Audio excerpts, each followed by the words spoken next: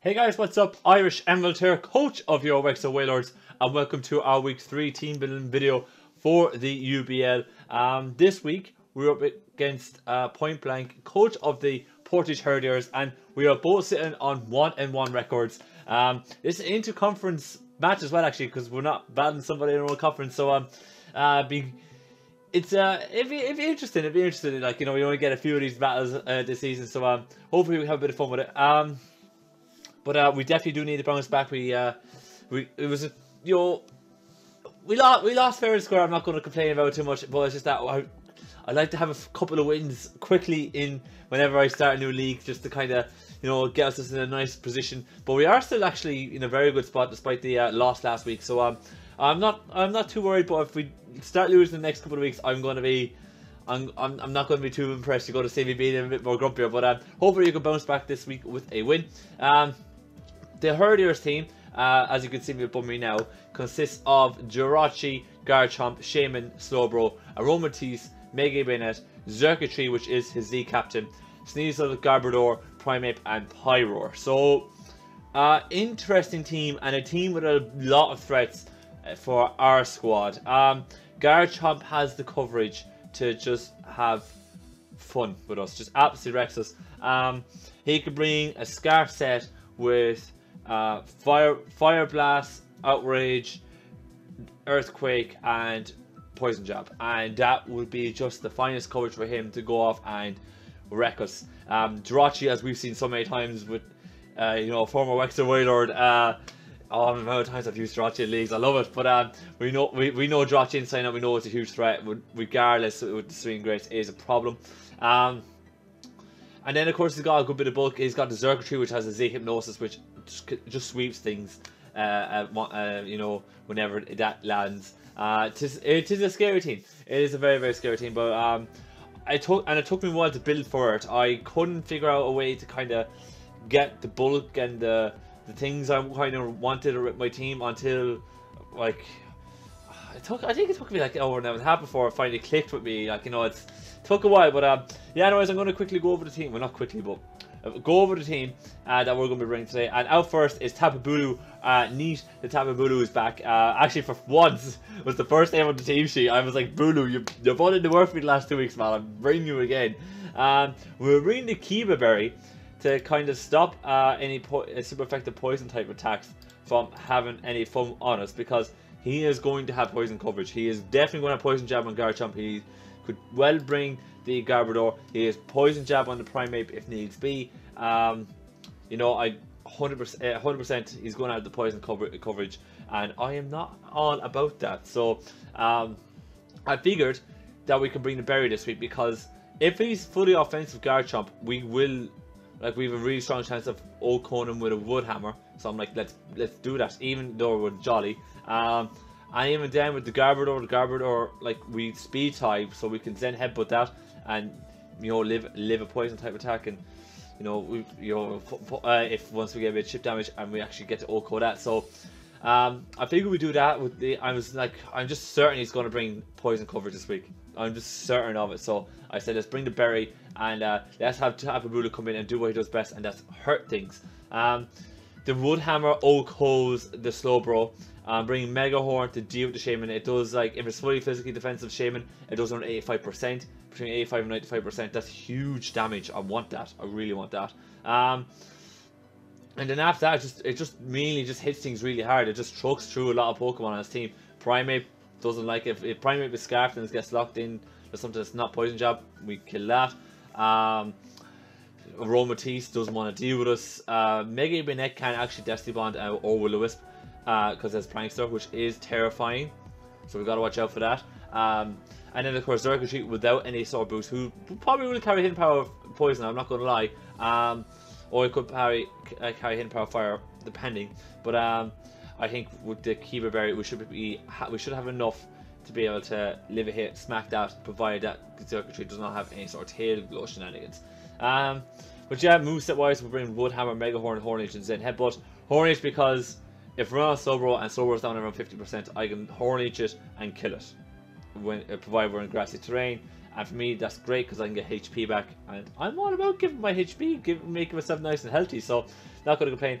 And then, as I said, Mega Horn and Woodhammer do damage to the respective Pokemon I talked about, and then Headbutt covers the Garbodor and the Primeape, so I'm pretty happy with that. So we're going to rock out with this. I was pretty certain that we have to bring Bulu again. I was like, we have to bring Bulu. It's just done too much work for us the last few weeks, or the last 2 weeks. I think it's like 4 kills, 1 death. It's like, come on, Bulu, you're voting in the finest. Let's keep it going, son. After that, we'll bring Lola and Mega Lopunny. Pretty much same again. It's just that, you know, any sort of chip damage on the rest of the team, Mega Lopunny can kind of clean up late game. So that's the kind of what we're going with again. And even though we didn't pick up the win last week, Mega Lopunny was always a threat. Picked up 2 kills. That's not bad, like, you know. It's in the plus and minus. It's in the positive in the plus and minus points. So I'll take that. I know probably a few people in Europe are probably wondering what do you mean by plus and minus points. It's an American term. But yeah. Anyways, cop on Irish. Get back to the chit chat. But yeah, we're bringing Mega Lopunny. Really just hit things really hard with it. Like Sneasel, Primeape, Pyroar, Xurkitree. Yeah, move out of the way. Garchomp, move out of the way. If you're not choiced, I'm ice punching you, killing you. Simple as. Jirachi gets 2-hit KO by a high jump kick, so that's not a great switch in for him. The Romantis, if it's bulky enough, is a switch.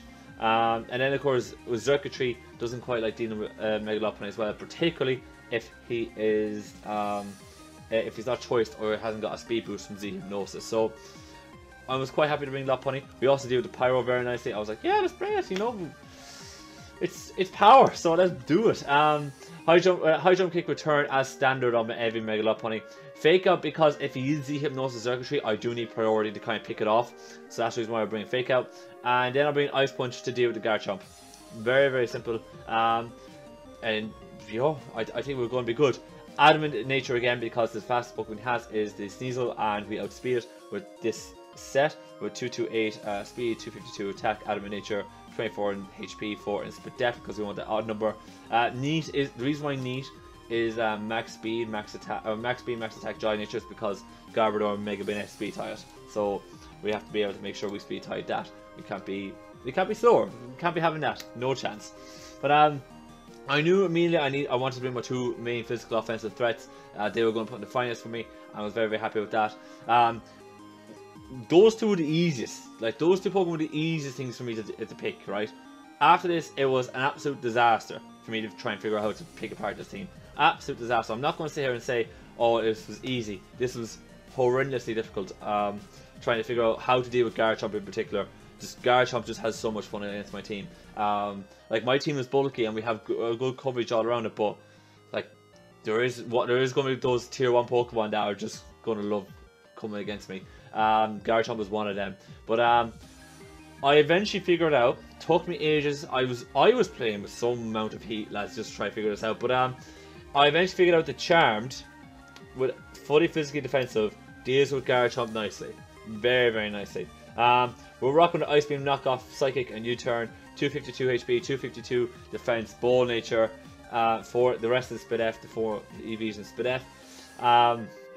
Ice Beam, Knockoff, Psychic, U-Turn, leftovers. You're probably wondering why I'm not running a Soft Vest. I want passive recovery because this thing is my answer every time Garchomp comes in. I bring Misprit and we can just pick it off. If he locks up into Outrage and I have a free switch into anything, into Bulu, something like that, and if Bulu's at full and he's confused and I can just go Woodhammer, knock it out, brilliant. But or if he's choiced attack and he has to switch, I get a free Woodhammer off, and that's good fun too. So that's the reason why we're running leftovers over a Soft Vest. And of course, if you guys don't know, other than Healing Wish, Misprit, one of the reasons why it's so low down in the draft as a draft pick is like Rest, like as in the tiers or whatever, is that Rest is its only form of recovery. It does not get Recover, it does not get Roost. So that's one of the reasons why it's so low down. I know, granted, I'm having fun using it, but that is the drawback to having Misprit, is that it just does not get them recovery moves that you just so hopefully and wished that it did. So I'll just talk through the moveset very quickly. Ice Beam deals with Garchomp. brilliant, easy. I think the most damage Garchomp can do is around 45%, rough, give or take, with an Outrage. So I can't see him bringing Outrage because I have a free switch in. I have 2 fairies, it's a free switch in for me. I'm knock off because I want to knock off any potential Scarfers that will outspeed my Mega Lopunny. I have Psychic to smack that Garbodor because I've Tapu Bulu, and I was like, no, I want to be able to smack something very, very quickly. And then I've U-turn because momentum would be very, very nice on this team. So I figured we'll bring that as well. I know I'm bringing the negative attack nature, but like knock off and U-turn are pure utility. Ice Beam and Psychic are the ones I actually want to hit a little bit hard with, and hopefully that will do the job just nicely. But that's the reason why we're bringing Whisper, and hopefully Charmed can wall what we actually needed to do, and that would work out very nicely. Okay, on to the next Pokemon, that is Charcoal or Torkoal. I'm bringing, we're bringing Torkoal.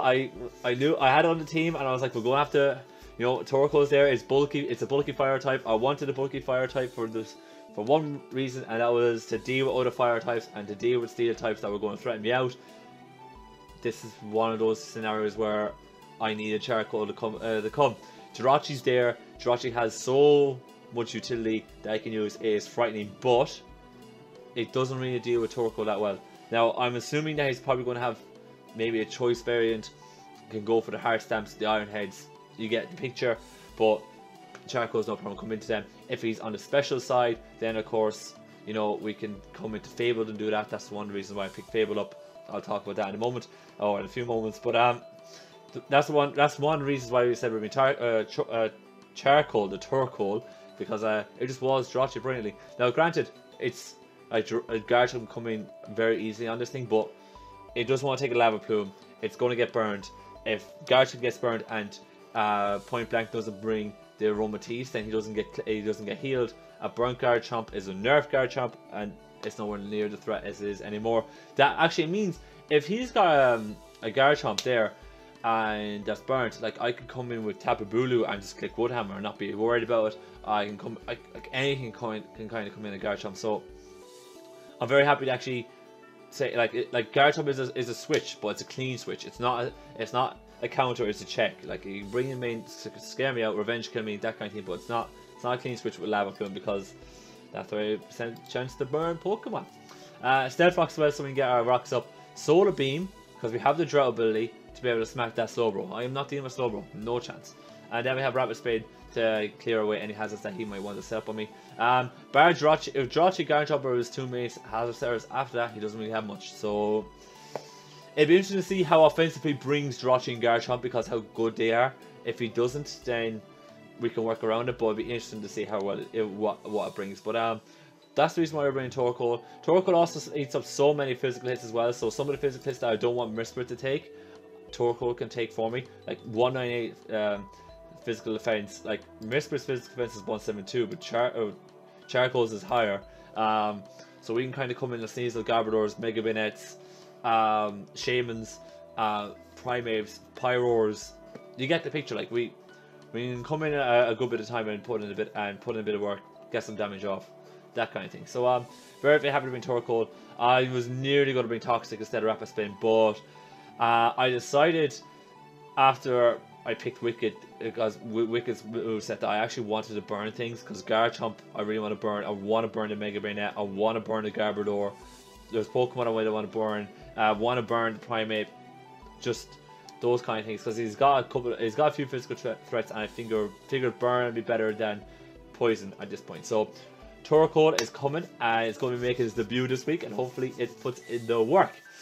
Now, after that, I decided to pick up Wicked or Spiritomb, and I said last week in the team building video I wasn't expected to be bringing Wicked 2 weeks in a row. I was definitely not expected to be bringing Wicked 3 weeks in a row.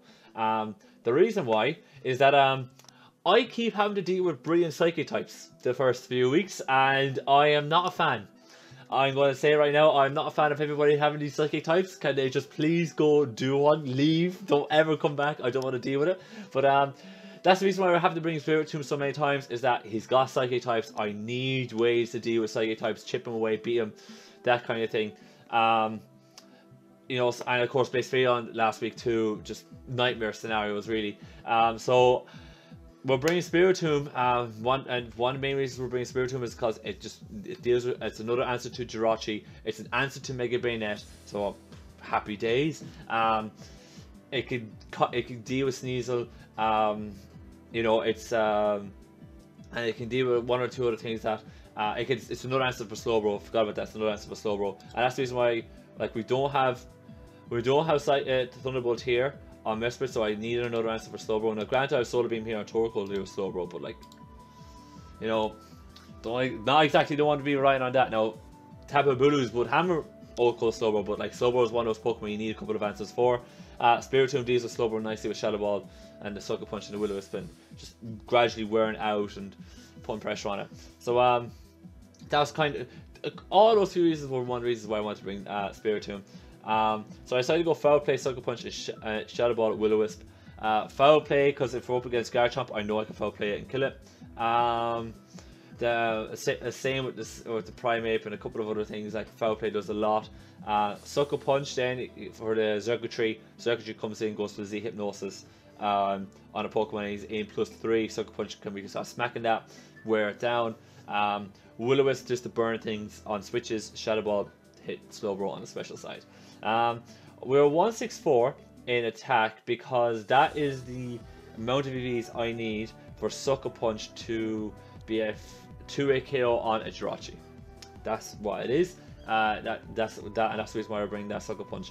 Now, if it's a defensive Jirachi, so I believe that was the calc anyways. But that's the reason why we're bringing 164 in attack, 252 HP, 92 in defense. Another Pokemon I was really considering for a soft best, but I really want a Will-O-Wisp because I just know well enough Pokemon will switch away from Spiritomb when they see it, because it's one of those Pokemon where if you don't have the coverage to deal with it, it's going to slow your way out, especially with Foul Play. So we're bringing the Will-O-Wisp, and hopefully we can burn a few things, chip them down again from Mega Lopunny to come in and clean up late game.